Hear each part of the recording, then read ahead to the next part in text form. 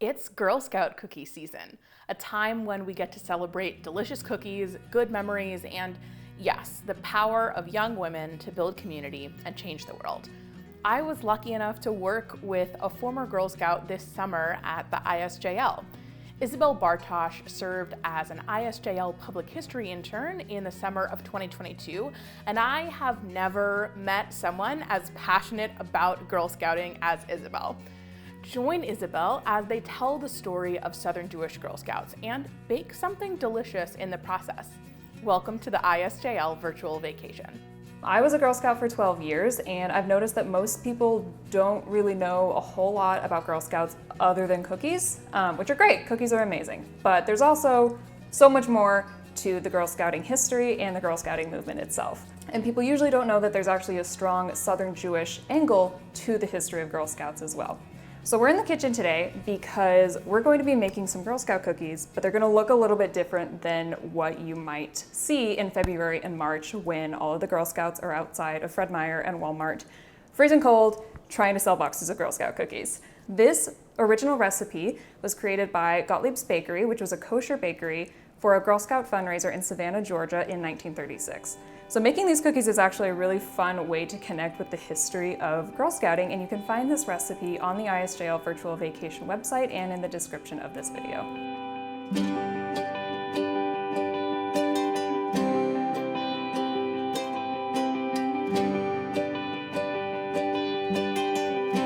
So not only were the first Girl Scout cookies made by a Southern kosher bakery, but Jews were also front and center in the movement's foundation. 3 of the 4 women that Juliet Gordon-Low, the founder of Girl Scouts, asked to lead the first ever Girl Scout troops in Savannah were Jewish from the congregation Mikveh Israel. Leonora Amram, Mildred Guckenheimer, and Henrietta Falk were personally invited by Juliet Gordon-Low to lead the first ever Girl Scout troops in the US. And these women enlisted young women from their synagogue, Mikveh Israel. So not only were the first leaders Jewish, but some of those first Girl Scout troops were also Jewish, which is really incredible and not enough people know about that. The story of how Girl Scouts started up is really fascinating. Juliet Gordon-Low founded the organization in Savannah in 1912, and she came from a really wealthy upper-class family in Savannah. Her father was a major cotton broker, and Juliet grew up with all the expectations that were typical of a Southern socialite woman in the late 19th and early 20th centuries. Now, a big part of being a socialite during this time was volunteer and social work that was dedicated towards social reform and activism, because this was around the time of the height of the Progressive Era.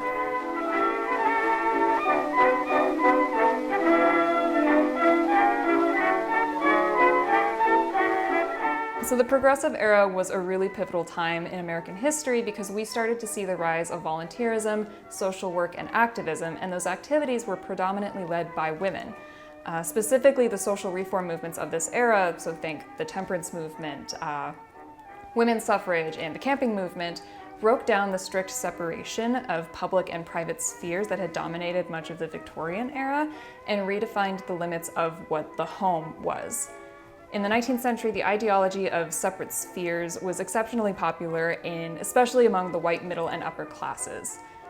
In this ideology, men were supposed to occupy the public sphere, so business, economics, government, etc., and women were supposed to occupy the private sphere of the home. Women were thought to be more natural caretakers than men, and so they were responsible for domestic life, the rearing of children, and the running of the household. Between roughly 1890 and 1920, white middle to upper class women connected the private sphere of their household to the larger public society. They expanded the area of their influence and responsibility to include the social health and well-being of people in their communities and society as a whole. So basically, they redefined what it meant to take care of the home and looked at society as home enlarged. And the rise of this social action was a direct response to the rapid industrialization and urbanization that the whole country was experiencing. Previously, rural and agrarian communities associated urban and industrial cities with slums, criminal activity, corruption, and vice. So when this industrialization started to spread outside of the cities, people panicked, especially in the South, which was still rebuilding after the Civil War and had undergone a rapid and condensed version of what the northern cities experienced. So Southern progressivism focused less on the trust-busting and democratic reforms that were happening in the northern cities, and instead, Southern progressivism focused on the role of the upper classes in protecting family life. The upper classes were seen as having a larger moral responsibility as the natural leaders of society. There was the idea that the white upper classes were more enlightened and more virtuous, making them responsible for the moral caretaking of society. As the good example, they were supposed to guide others towards a more virtuous and moral life. Now, this view is complicated and tricky, and the view of the white upper class is especially complicated by the fact that their financial and social privileges and prestige were deeply rooted in ideas of racial superiority. So this ideal of white upper class supremacy rooted itself in a strict patriarchal hierarchy as well. The ideal white woman was a mother and a homemaker, solely dedicated to managing matters of the private sphere. Under the protection of white men, Southern white mothers were seen as the key to protecting the South from the evils of the industrial city by raising healthy children and teaching them to preserve the ideals of white supremacy. After the Civil War, this good mother was seen as the salvation of the South, a way to preserve the Old South during a time of rapid and relatively unwanted urbanization. And a lot of the social reform programs of the Progressive Era focused on educating and instructing children to be good citizens and members of society. So amidst all of this, the late 19th and early 20th centuries were also a time of an influx of immigration to the United States, especially Jewish immigration.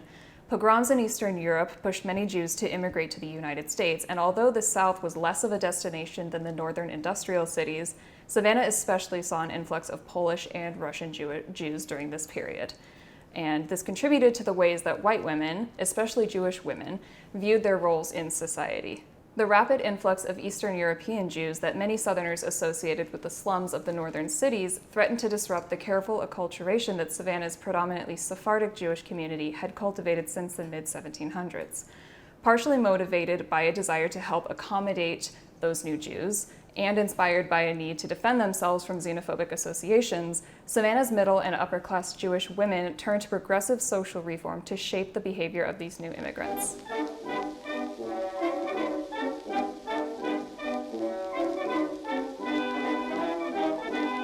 During the Progressive Era, when the new wave of Jewish immigration was creating an Eastern European Jewish majority, most of the Jews in Savannah were German American and had spent a considerable amount of time acculturating themselves to white Protestant social norms. Especially during a time of intense anti-immigrant bias, American Jews were trying to distinguish themselves as a faith community instead of an ethnic group. The appearance of Eastern European Jews, with their obvious linguistic and cultural differences, threatened to disrupt this performance. In response, Savannah's Jewish women became heavily involved in volunteer work and social reforms that would correct immigrant behavior and protect their status as socially responsible upper-class white women. Being a socialite became synonymous with volunteer and social work. In the late 19th century, American Jewish women began to get involved in the growing social reform movement. In 1893, the National Council of Jewish Women was established. The Jewish Community Center movement and the establishment of congregational organizations like the Union of American Hebrew Congregations were also products of the Progressive Era's emphasis on structure, social involvement, and belonging. Historian Beth Winger has written about Jewish women and their involvement in the Progressive Era. She says that as volunteers and club women, Jewish women fulfilled the traditional duties of women of valor by dedicating themselves to the betterment of their families and their communities. Volunteer work, initially designed for women's selfless activities, allowed women to acquire a sense of selfhood and gender consciousness while sharpening leadership and organizational skills. The societies, clubs, and centers that American Jewish women established during this time gave them important roles in the social health of their communities, and it opened the door to later political activism. Savannah's Jewish women were active, engaged members of their communities. They volunteered in their synagogues, served on local communities and councils, and were especially interested in donating their time to organizations that promised to help raise children of good character to become responsible members of society. This is the environment in which the Girl Scouting movement was born and succeeded.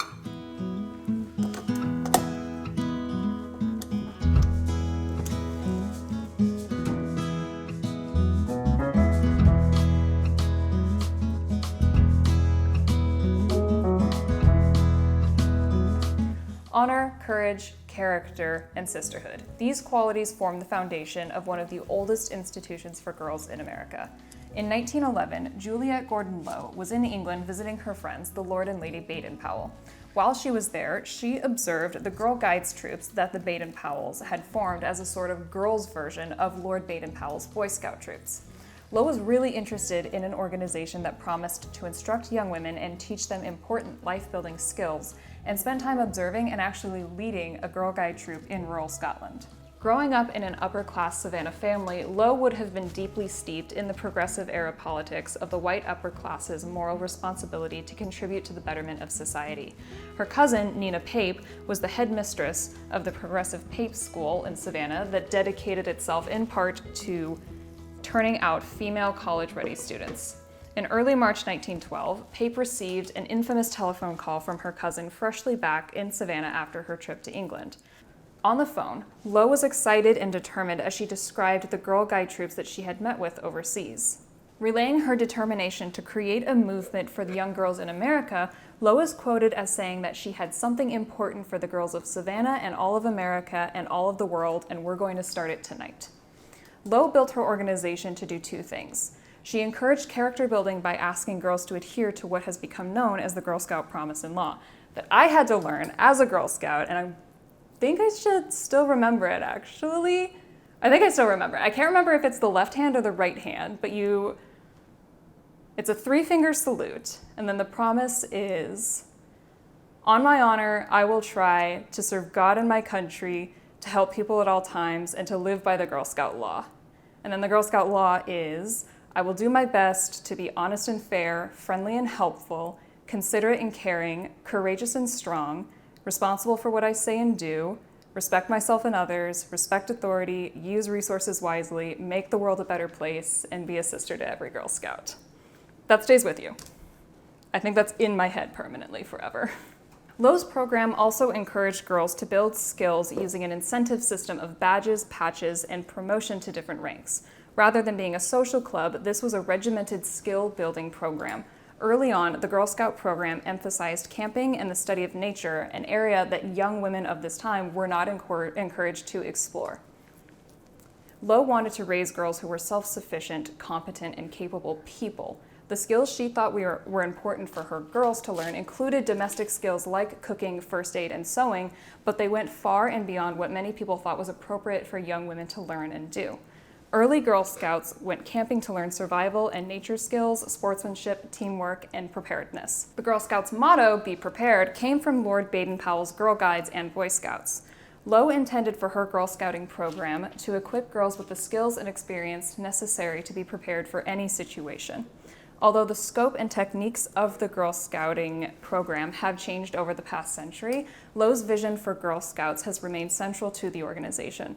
Girl Scouting has always been a radical and progressive movement, and it has always pushed the boundaries of what womanhood is and what women can do. At its core, the Girl Scouting movement of the present is the Girl Scouting movement of 1912. Juliet Gordon Low was not Jewish, but 3 of the 4 original members that she tapped to lead the first Girl Scouting troops were Jewish. Those women were Leonora Amram, Mildred Guggenheimer, and Henrietta Falk of Mikveh, Israel. Amram would also eventually serve on the first Girl Scout Council, and Guggenheimer became the secretary of the council later on. Jewish Girl Scouts today will find that there are many people organizing within the National Committee to support their time in the program. The National Jewish Committee for Girl Scouting was established in 1972 to encourage greater cultural awareness for Jewish Scouts, and Jewish Girl Scouts today can earn badges and awards specific to Judaism. To learn more about the experiences of Southern Jewish Girl Scouts, I sat down with 4 women who have been involved in Girl Scouting since the early 1950s. Melanie Grishman, Freddie Felt, Joan Levy, and Lauren Reichstein shared stories about how Girl Scouting has impacted and guided their lives. I asked each woman to introduce herself and talk about when and why she joined Girl Scouts.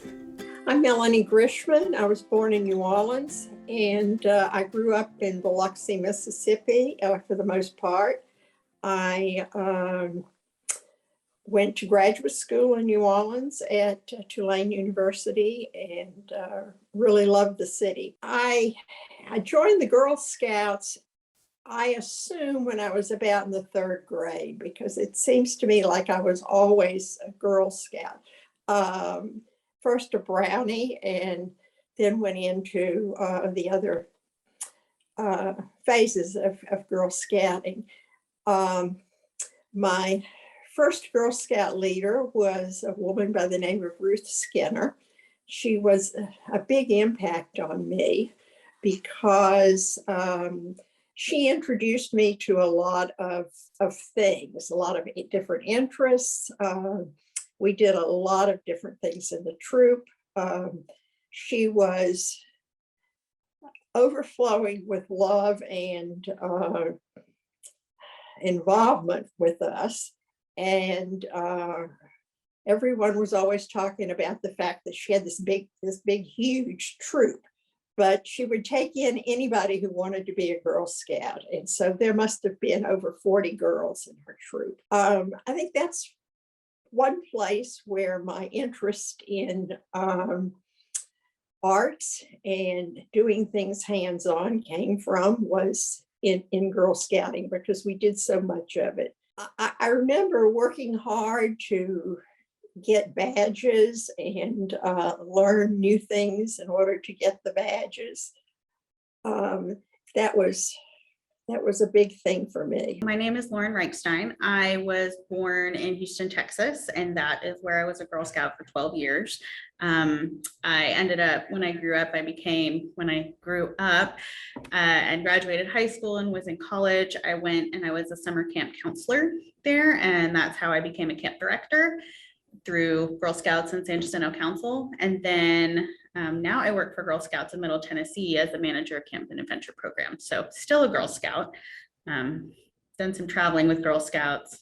I'm pretty in it for the long haul, I would say. I remember joining. I remember a lot of girls from my class were also in there. Somebody else's mom was the troop leader.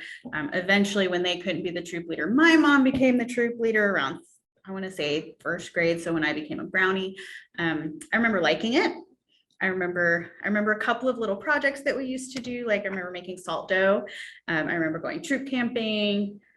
And that's really all I remember because I was very young. I remember wearing my uniform and I remember being excited about that and bridging and all of those things. I really enjoyed, it's not, when I say normal, I don't mean like normal, but like it's not usual for girls to stay long, right? And I really enjoyed doing something that nobody from my school was doing. There were a couple of us at my high school, right? There was not like a troop. I was part of a troop that was way across town that I never even really got to meet with because we were all older and it's Houston. So it was a very long drive. And I enjoyed doing stuff that was different than the people that I was around. So for some perspective, I was one of the only Girl Scouts. I was also one of the only Jewish kids in my high school, and the other Jewish kids, I was related to them. So, there was like a couple of others that weren't related to me, but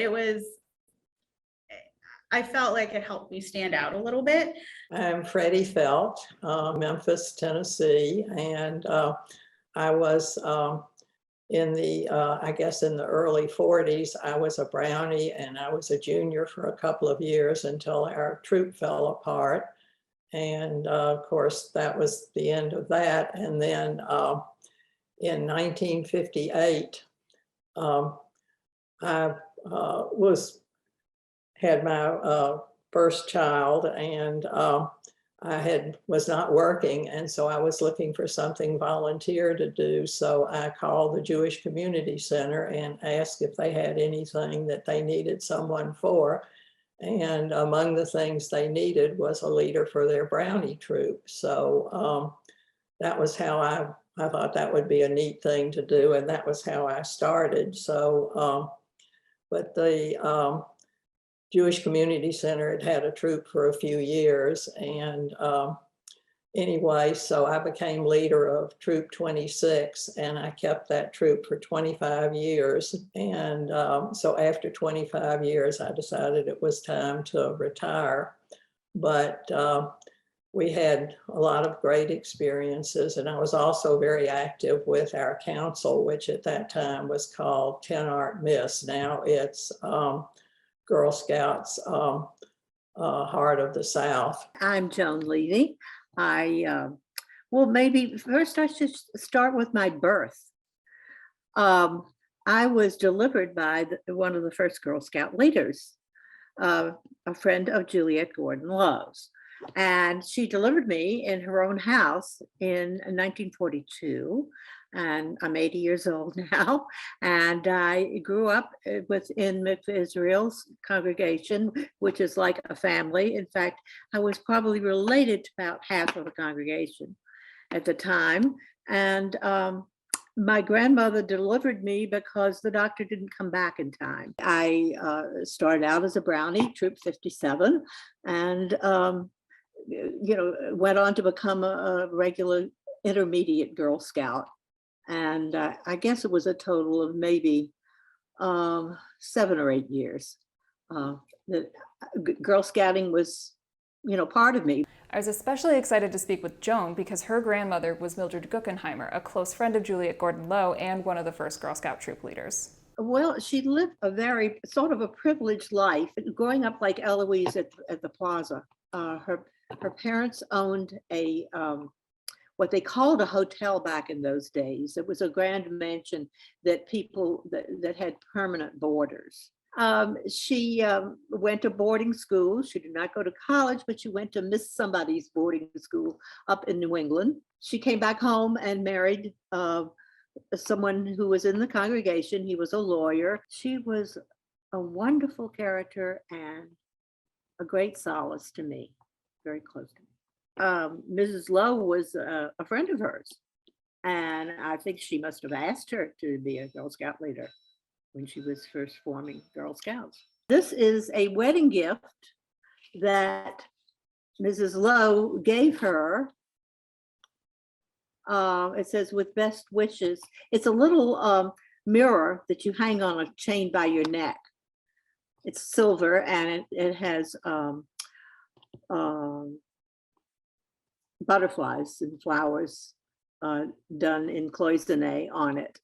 And it's signed by Mrs. William McKay Lowe. So anyway, she lived a couple of blocks away from a few blocks away from my grandmother. I knew I had an account of the first Girl Scout camp when my grandmother, Mildred Guggenheimer Abrams Kerr, she didn't have all those names then, she was just Mildred Guggenheimer, had Cornflower Troop. I would like to read you reminiscences of Mildred Guggenheimer Abrams Kerr of the first Girl Scout camp. And this is how she wrote. She actually typed this. Napoleon and his armed forces, George Washington and his Continental Army, Hannibal with his elephants, and Caesar with his legions had no more marshals and generals than did the Girl Scouts who organized the first Girl Scout camp. We were barely a year old when we decided to plan a camp for the summer of 1913. Finding a suitable campsite and financing the enterprise was easy in comparison to getting the anxious parents of the patrol leaders and of the girls to consult to such an unheard of expedition. The first night we pitched our tents on the riverside of the island. The mosquitoes descended upon us like locusts which plagued the Egyptians of old. Over the high sand dunes marched 60 tired little girls and their tired and anxious leaders to sleep on the beach. No sooner were they bedded down on the beachside than a wailing of homesickness burst forth. After we'd quieted our charges, we heard sounds in the distance. We'd been warned of wild animals that roam between the islands and were frequently seen on our domain: hogs, deer, cattle. But when the sounds became plainer, they were sounds of the old hymn, "Are you washed in the blood of the Lamb?" Paraphrased thusly: "Hop along, Sister Turtle, hop along." The choristers turned out to be 14 Methodist ministers who were marooning for 2 weeks on a large naphtha launch.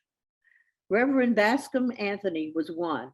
They adopted us and supplied us munificently with fish, crabs, shrimp, and turtle eggs. To this day, I can't imagine what would have happened to our camp without their help. Our provisions, except for flour and cornmeal, lasted about a week.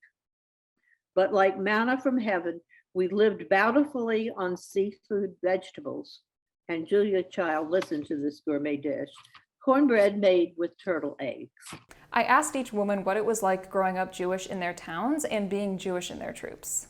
I never really had any problem in Girl Scouting with being Jewish and a minority in the group. My religion, I always felt, was well respected. When I was at Girl Scout camp in the summer, the director of the camp would take us in on Friday nights for services and then bring us back afterwards to camp. At the camp, they had services on Sunday morning for the Catholics and the Protestants. But she did this for us, and there were only two of us. I was not in a Jewish area. I was not in a Jewish neighborhood. I was not in Jewish school or a school with a lot of Jewish people. So to me, a lot of these experiences kind of blend back and forth. Like, this probably happened at Girl Scouts, but it was not exclusive to Girl Scouts, right? I remember when we like, and you know, sometimes in Girl Scouts you do like grace, but it's very, what's the word, like fun, right? Like, oh, we're gonna do the rock and roll grace. So not like, it sounds, it's not religious at all. But then with our religious troops, or with my religious leaders, it was very much like, and we're going to thank Jesus. And that was really uncomfortable. In the beginning, probably most were Jewish. We never restricted, you know, who we had, and the girls would bring their friends, but we were always a Jewish-based troop. But we did have, you know, other girls, and we were, as I said, we were diverse. You know, one thing that was nice when we would travel, if we traveled somewhere, like we went to New Orleans and we stayed at the JCC there, they put us up in the gym. I asked each woman to share some of their favorite or their most impactful Girl Scout stories with me.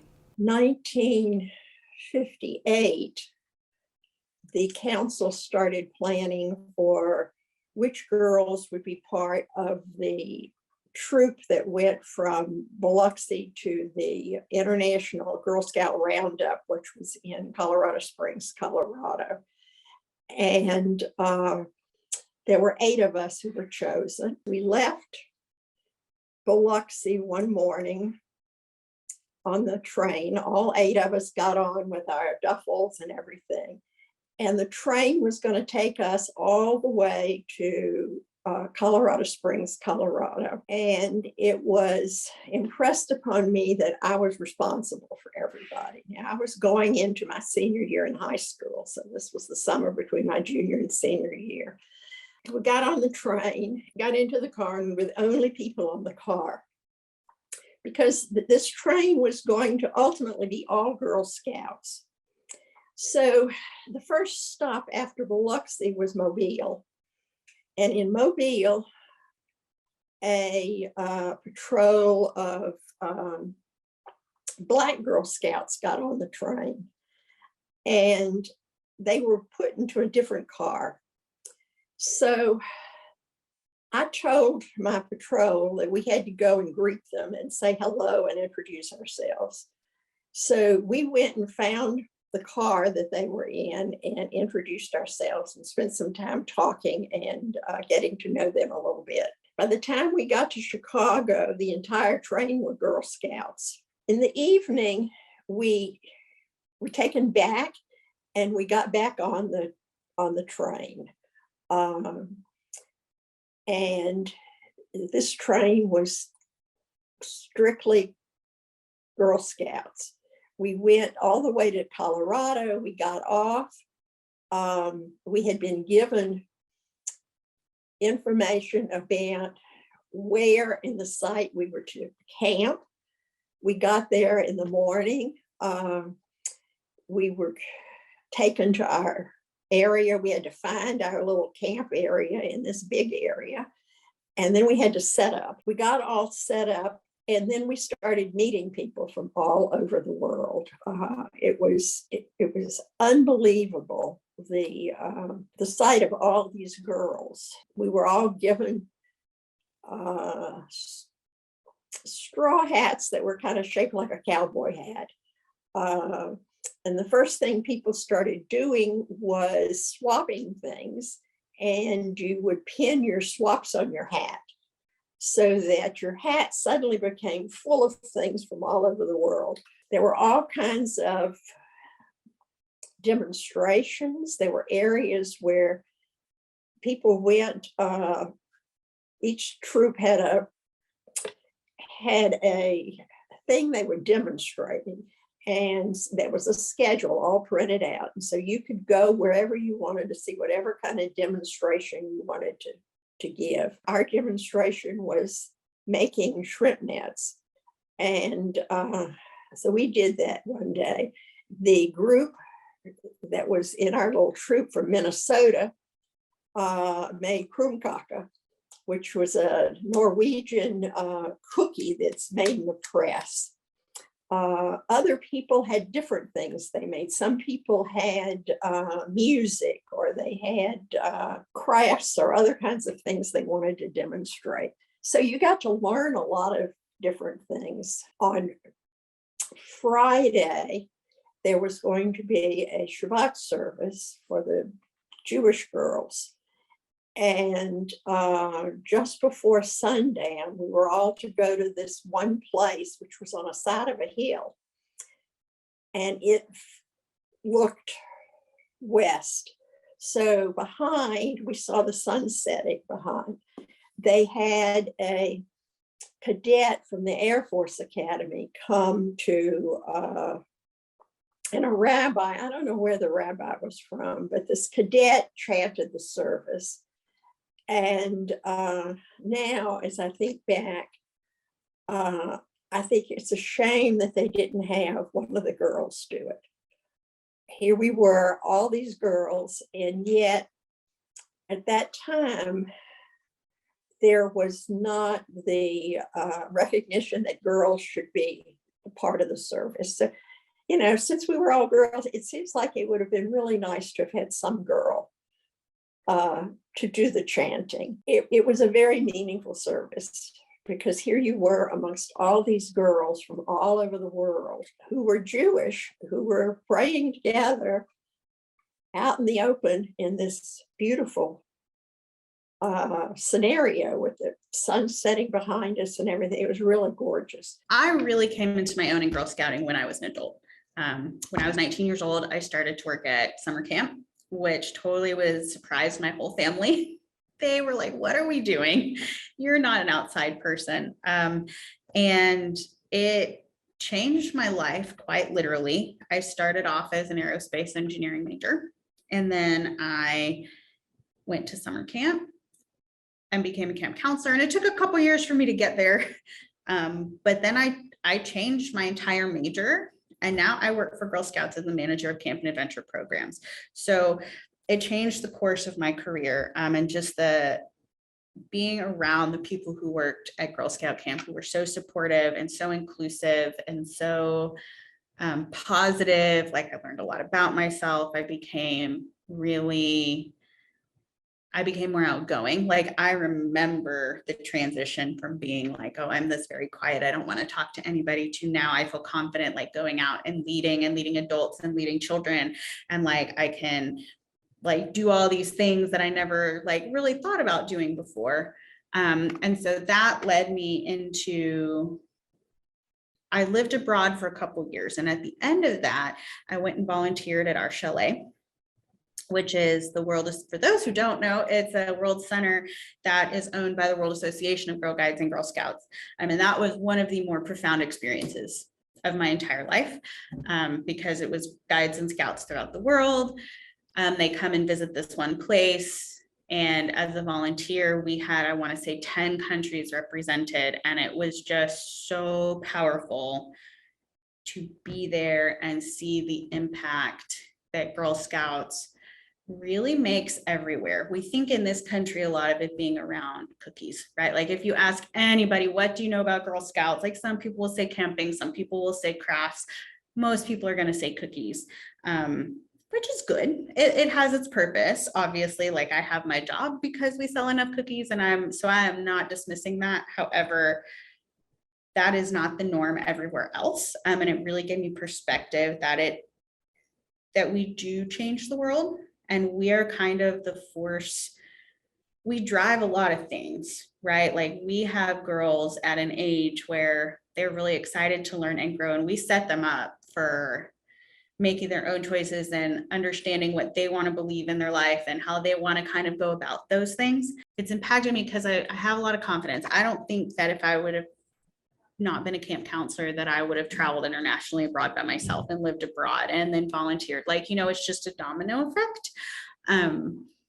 I think it's also given me personally greater understanding. Some of the most progressive, most well-spoken people I know are Girl Scouts. So if there is an emerging issue or something maybe I don't understand, or I'm slow to understand or slow to realize is really important, my Girl Scout people are the first ones that are like, no, we need to pay attention to this. We need to like take a stance. This is how we embrace our Girl Scouts who are facing this issue or doing this thing, right? In that way, I think I'm a better person because I'm a Girl Scout. It does so much for you. For one thing, Girl Scouting is very diverse, and you meet people and you're with people that you never would be around otherwise. And you have a chance to make a real difference in the life of girls, particularly the ones that you keep for a number of years. And my girls have grown up, my Scout girls, to just do all kinds of amazing women. They're teachers, nurses. I have one Scout who was the first woman president of the local medical society, doctors, lawyers, you name it. So, and I keep in touch with as many as I can, but they're scattered all over the United States, you know, at this point. But the two things that we tried to emphasize that I thought that girls wouldn't get anywhere else was, one, doing service. And we did a lot of service projects. So the girls grew up to have careers that, you know, were heavy on service. And the other was leadership, because, you know, if you're playing in a sports league or you're doing art classes, you're not necessarily getting leadership. And we use the patrol system, and the girls always, from Brownie on up, they had input until they could run the troop themselves. Possibly one of the most outstanding things that we did was that in 1973, there was a World Scout Jamboree in Israel, and the Israel Scout head asked us if we would like to come and be the American Girl Scouts there. And we didn't take the whole troop, but another leader and I took 9 girls, and we went for 3 weeks to Israel and attended the Jamboree. And that was just an amazing experience. When you think about, you're sitting on the banks of the Red Sea on the sand at night, looking up at the stars with a campfire going and a group of Israeli scouts and us. I mean, that was an amazing experience. So in some places, what you do is when your campfire dies down and you've put it out, the next morning you go back and you get ashes, right? And so then the next time you're at a Girl Scout campfire, you say, oh, and I'm bringing ashes from my camp is Camp Holloway. So I'm bringing ashes from Camp Holloway the last time I was there with my troop, or when I was there for summer camp, or whatever it is. So lots of people would do that when we were at our chalet, and we had ashes coming in from all over the world. And at, you know, closing campfire for whatever program we were doing, they would say, yeah, you know, and I brought this from Indiana, or I brought this from England, or I brought this from Australia, whatever. And one person, and I can't even remember how it happened, but the story is that she has ashes that they can connect back to the first campfire led by Juliet Gordon-Low, or a campfire led by Juliet Gordon-Low, or something very profound like that. So, you know, somebody had been at a training with her and got ashes, and then they were able to trace the ashes, like, okay, and then they went to this campfire, and then they went to this campfire, and now they're here.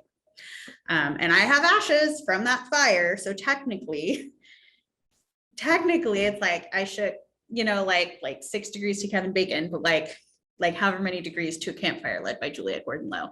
And it really illustrated to me just how interconnected we all are. Melanie was excited to share with me some of the most important skills she learned from Girl Scouts and the lasting impact that the program has had on her life.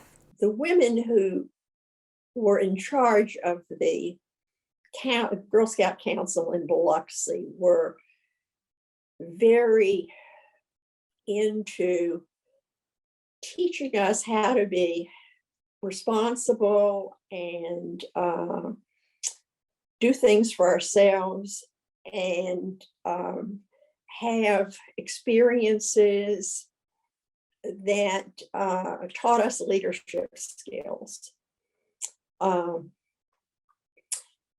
Two of the women who were involved very heavily with senior scouting belonged to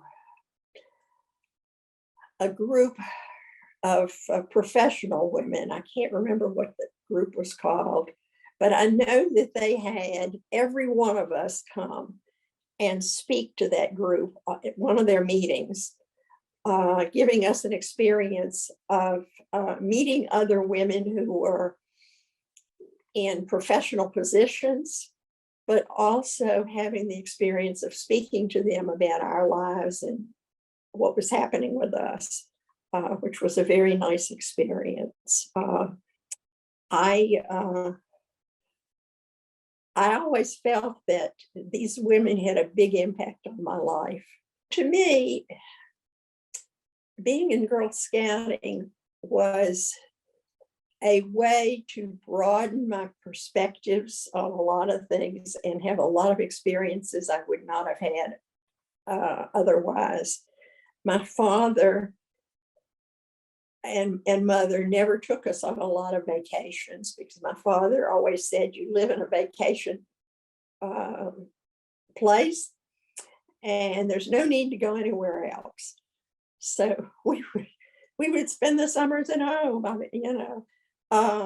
but going to camp and having these trips was really wonderful for me. As you can see, I remember so much of this because it was such a big important thing in my life. I don't know, I learned how people got along. I saw how people got along. Two of the women who were involved very heavily in Girl Scouting were lesbians. That was never an issue, but I think that we saw that it was okay. It was, they had the same concerns for us and concerns for each other that everybody has for one another. That was a big learning experience, I think, too. I really think it saved my life because of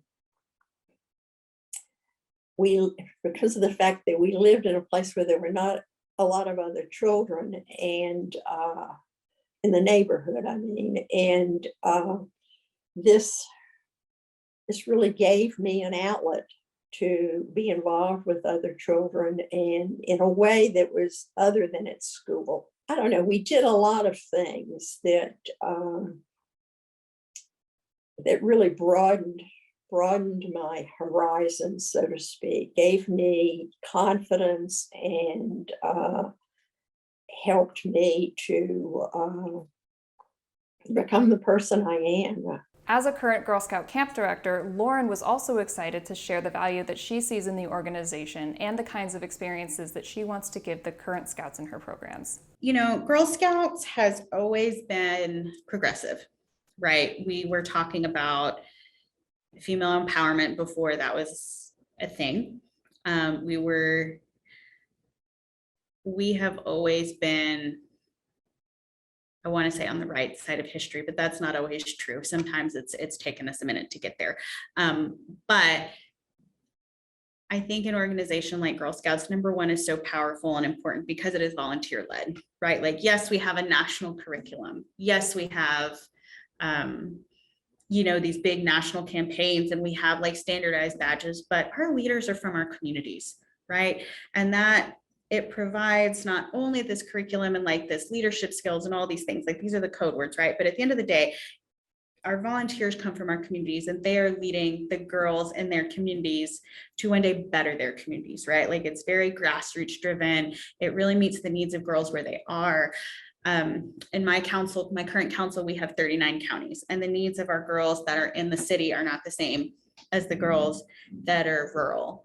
And so our troop leaders are the ones that help meet the needs of the girls and help tell us what they need. Because I don't know, I am one person that lives not near all of them, right? So because it is so community driven, and because of that, I think it is valuable. And it's valuable for all the talking points, right? Like it does provide leadership opportunities. It does provide space for girls to learn and do what they want to do. They get to choose their interests, which is different than some of our other scouting organizations, right? Like you can be a Girl Scout without selling cookies. You can be a Girl Scout without earning any badges. You can be a Girl Scout without getting your gold award. There is no requirement. All you have to do is want to be Girl Scout. And then you get to choose your own adventure. And I think that that's also really important in teaching agency. And so we want them, when they come to camp, I want them to, number one, feel like they're included and that they belong, that they are supported, that they can advocate for themselves. So if they say, I want to do this, that we can try and make it happen. Or if we can't make it happen, that they understand like why logistically this isn't just going to work, right? But when I was director, it was something as easy as, you know what, you don't like that for dinner, and that's okay. We're not going to force you to eat something. You tell us how we can make sure you eat tonight, which within reason, right? But we have lots of options and there's no reason you can't have that. You know what, if you don't want to go rock climbing, we're not going to force you to do that. You are allowed to set those boundaries for yourself. And we encourage you to do that. And let's talk about another way you can participate. We want our staff to be uplifting for them. We want the girls to feel like they're heard, because I believe, and this is just a personal thing, I believe that experiences like that at summer camp in the outdoors set them up for out in real life, being able to say that like, oh, it's okay for me to ask for things. It's okay for me to set boundaries. It's okay to say no. It's okay to decide I don't want to do something. It's okay for me to decide I do want to do something. And whatever all of those decisions are, that's great. So in the end, they come for the rock climbing, they come for the pool, they come for the crafts, but they keep coming because that's the community we have created for them. I mean, and of course the mission statement, right? Girl Scouting builds girls of courage, confidence, and character to make the world a better place. We do that because everybody belongs here. People aren't going to do any of those things, and they're not going to be confident, and they're not going to have courage, and they're not going to want to change the world if they don't feel like they belong. Because she was a troop leader for almost 25 years from the late 50s to the early 80s, I wanted to ask Freddie about her own thoughts on the importance of Girl Scouting and the valuable role it can play in a young scout's life.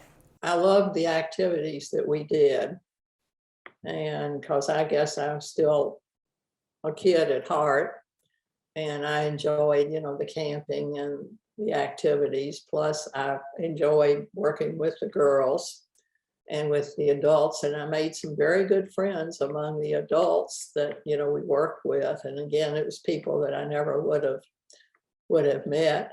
But and then you feel like you make a real difference in girls' lives. I added up, I have the list of all the girls I had over the years, and I had close to 500 girls in the troop at one time or another. What were you hoping as a leader that the girls in your troop would get from the experience?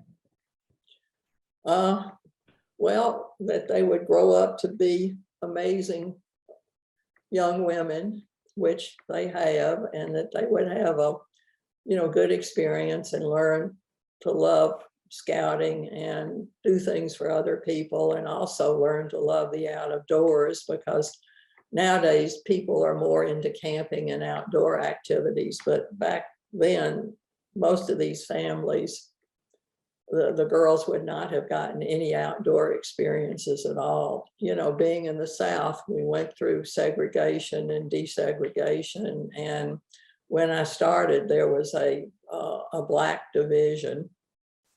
And of course, that went by the wayside. But our council was very into integrating when it became possible. And, they truly began to integrate the troops. And, and we had some Black girls in the troop, we were open to anybody, and we did have some Black girls in the troop, which was kind of rare, back then. But anyway, our council was very committed to having scouting for everybody. To me, it's the best thing that girls can do, but I still think there's a place, Girl Scouting has certainly changed. And, there's a big generation gap between the things that we did and what goes on now, but I still think that it's probably the number one thing that's good for girls. And, it's all around. It's not just sports. It's not just art or dance or any of those things.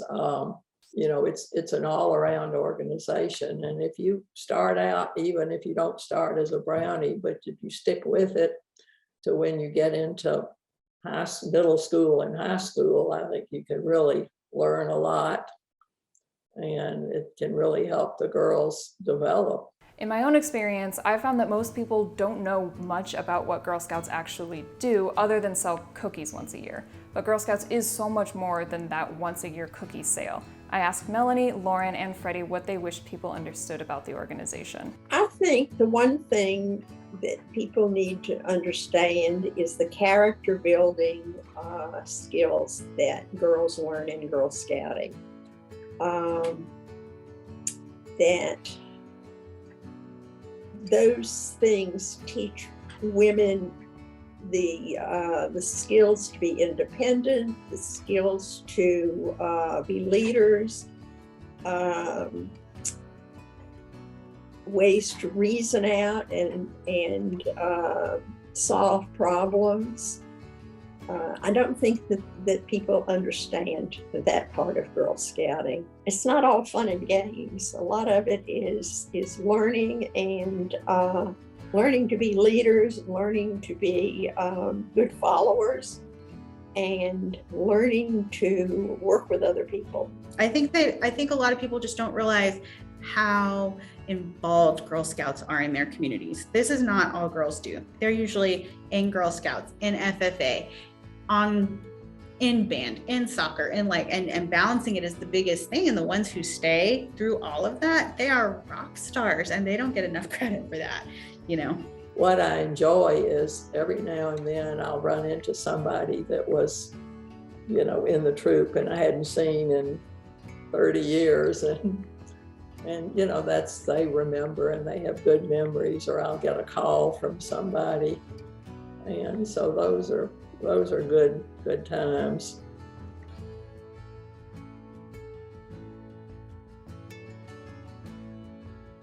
Girl Scouts is an incredible organization with a rich history that not enough people know about. From the beginning, the organization has broken conventions and set a radical progressive precedent.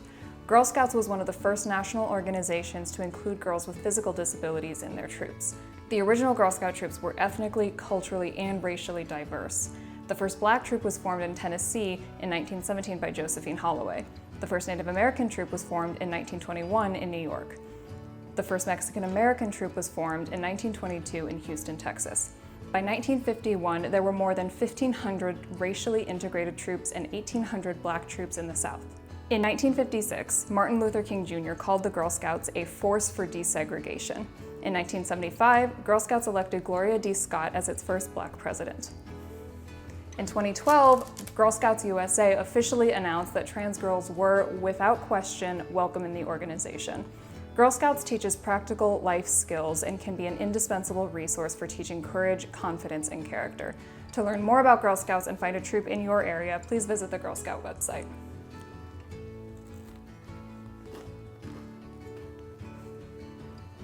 They're pretty good. They're not bad. They're definitely the weirdest oatmeal raisin cookie I've ever had, because the raisins are ground into a paste, but they're not bad.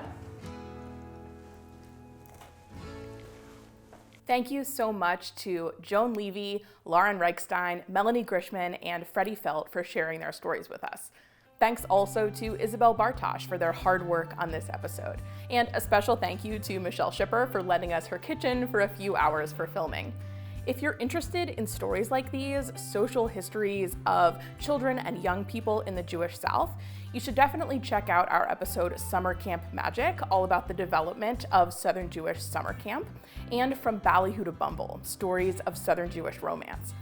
Watch all of our past episodes for free on demand on the ISJL Virtual Vacation website, where you can also find the original Girl Scout cookie recipe, courtesy of Congregation Mikveh Israel in Savannah, Georgia. Thank you so much for joining us. We'll see you next time for more stories from the Jewish South.